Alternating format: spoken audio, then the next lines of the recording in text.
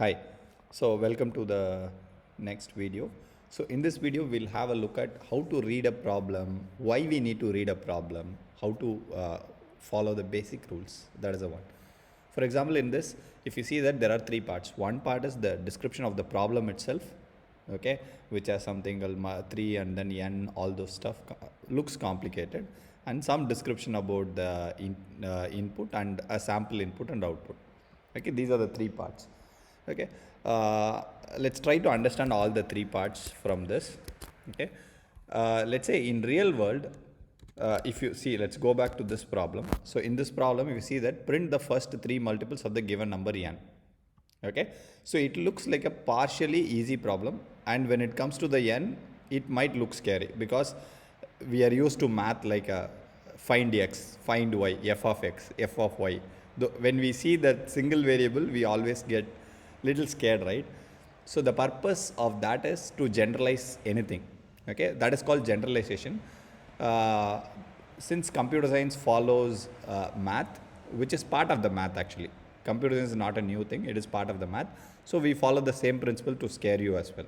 Okay, and there is a reason for that as well. For example, let's go back to the this problem statement. Ola, Uber search pricing.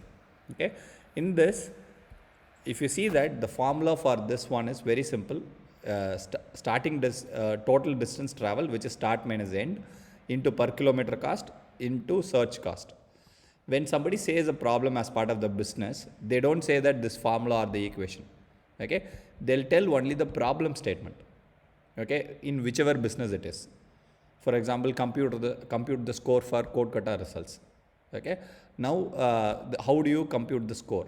First is, what is the hardness of the question, what is the hardness of the test case, what is the time complexity of the test case which you have taken, what is the expected time complexity. All this variable goes in to give a numerical points to you. Okay, so though it looks like a simple line or a generalized line, and the underlying is nothing but a math formula most of the cases.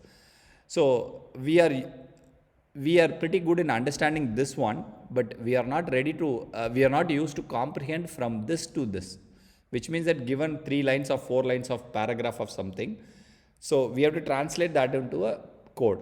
So that practice has to be there as a developer.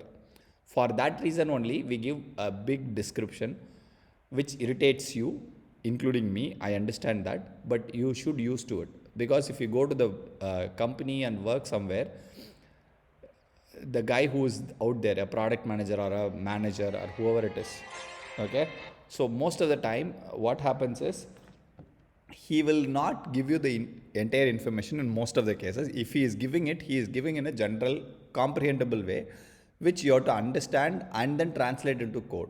So that translation part is always part of your job. It is not explicitly called out, but that is what expected naturally. Okay, so that is why the first habit of comprehending is important. That's why we give all these questions in a problematic descriptive way. This is nothing. If you go higher and higher, it will be more descriptive. Okay, the reason is for that. Okay, don't get irritated. Generally in other platforms, this description will go for one page, which will put you down and fund the first itself. In GUI, we gradually increase the challenge level based on your ability. We have an ML algorithm which puts you the questions based on your ability. Okay, so that is why we have the description, and from the description you have to find the logic. And after finding the logic, let's say you have figured out the logic and you are able to get the output, you should always follow the rules. In this case, it is format. What is the format? For example, let's say if I print 100, okay, without having the denomination, what is the rupee or dollar, the 100 is 100, nothing wrong in that. But when it is 100 rupees versus $100, the value of the output itself is drastically varying it. Okay, so you should be, as a developer, you should be very careful about even smallest thing of it. For example, if I have a space between these two items, so your this is account balance. So your account balance is, let's say, let's assume you are a rich guy and you have an account balance of this much. I don't know what the number of zeros are. Okay, so if I have a small space between this, okay, so you should not say that there is just a space. Okay, your account is from this to it will just become $1, and the guy will sue you or they'll kill you. Okay, so the format or the output which you are storing and other things are very important, and that's why every platform expects you to print the output in a expected format. That is one reason. Another one is for our convenience, because only when it is matching with the exact output we'll be easily comparing it. Okay, those are the two reasons. Okay, so this is how it is connected. Let's go and solve this problem. So print the first three multiples of a given number n. So let's try to get the input. So what is the input? The input is 2. So I will try to simulate the data first. I am giving 2. So I am giving one line. Okay, so if you see, I don't need the second line at all. User input of 0 is more than enough. Okay, so let me remove the second line and third line.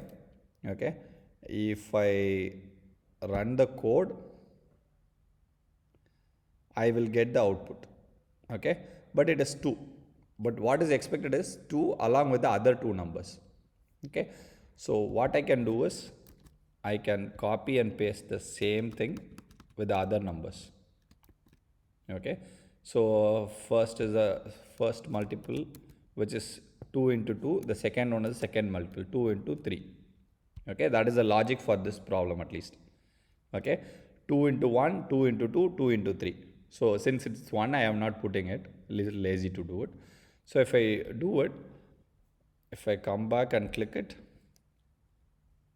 it's compiling. Yeah, I got the output. But unfortunately, all the output is in 3 different lines.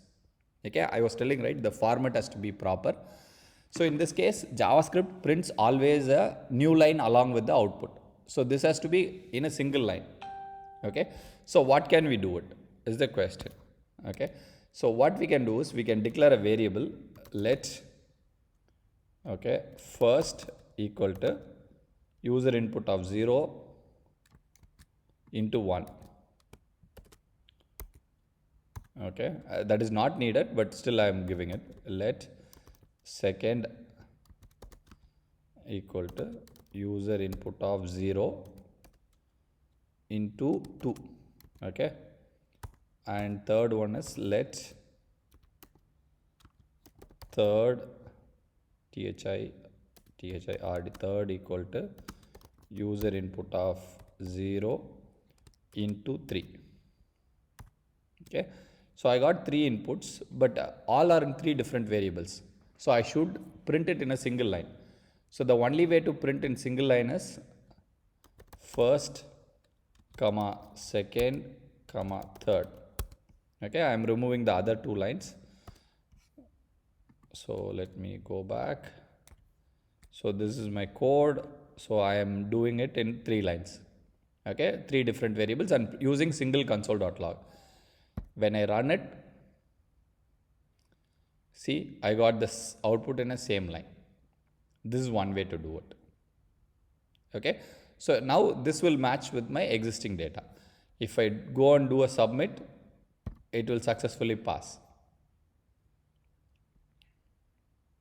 See, all the test cases passed and I was happy. Okay, so in the advanced level, the test case, now the test case will be open for beginner level. The next level, it will not be. There you will have a lock with which you have to unlock and open it. Click the lock button, it will ask for your confirmation. Do you want to pay extra coins for it? You say yes, like in a game, and then go ahead and do it. So now we got one way of solution. The second way is, I can have a third variable, fourth variable, okay, FOURTH, which is a addition of first plus extra space plus second plus third. Okay, and instead of comma I can give third. Sorry, here it should be fourth. Okay, let's run the code and check it. Yeah, so if you see this, I got the same output. And if you see the code, what I did is I declared the fourth variable and added it. So in this case, there is no much difference between declaring a fourth variable and doing it.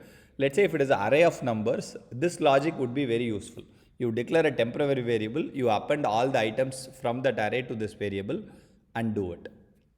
Okay, So that is how you can solve if it is an array. This is a single element, so there is no problem. If it is array, you in the for loop, what you do is, so let's say, let's assume this is an array. Okay, so let's a equal to 11, 22, 33 or 44, 3 elements. Okay, for I equal to 0, I less than,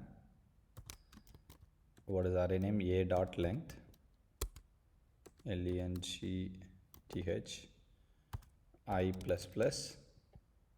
Okay, and start a open brace and close brace, it is added.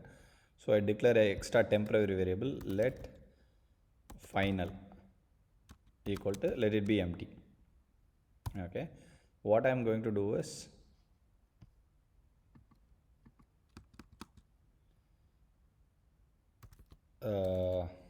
final equal to final plus a of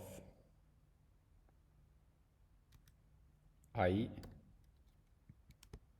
plus extra space. Okay, whatever it is inside, I am adding it. But there is a caveat in this. I'll show that as well. When I run it, okay, I'm not printing it. Let me run the console.log of final. Okay, let me comment the other console.log, which is the fourth, this one. So I'm commenting it. Okay, if you see this is my logic, and I do a run code. See, I got the output, but if you see, there is an extra space at the end. Okay, remember this if you have something like that, it will fail. Okay, so the one way to do is, you have to check if array dot length equal to something, append it, or you have to write a logic. Okay, so what is the logic is, if I is, so last element, let's say I, what is it, I is less than array dot length, a dot length minus 1, do this kind of appending. Okay, and else if it is not there, I will do a proper appending. So I will do, what I'll do is, final equal to final plus a of I. So I will not add a space at the end, that's all. Okay, if it is the last one. So let me check whether my logic is correct or not. So this is my output. See, it is not coming in. This is one way to do it. This is second way. And there is one more way. Okay, don't scold me, that is the easiest way which I could have shown, but that's not the best way to do it. Console.log, okay, a dot join. Okay, let's see what happens. Okay, so a dot join of space. See, we got the same output. So this is another way. So there are 3 ways, all 3 similar. One is declaring 3 variables and adding it. If it is an array, you have to use a loop or a join. This is how you do it. Okay, thank you friends, bye bye.